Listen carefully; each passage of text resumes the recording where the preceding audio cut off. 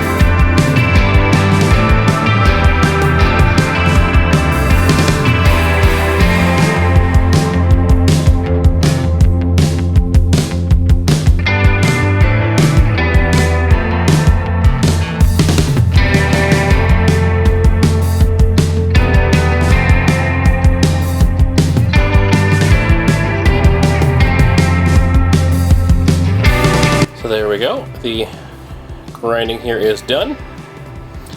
Now I'm going to go ahead and drop this in some ferric chloride and let it etch for a while to darken the steel.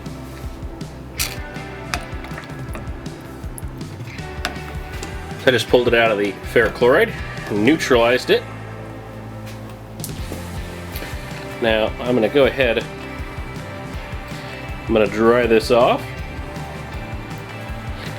And that is the look I'm going for.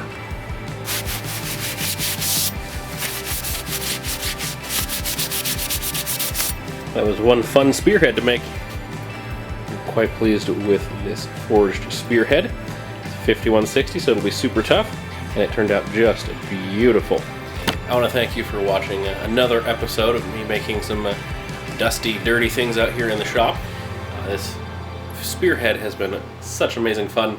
I will not be doing the haft on it. It is getting sent to the customer, and they are doing the haft. We'll put an edge on it before I ship it off, but that is just looking totally beautiful. I'm very, very pleased with how this went.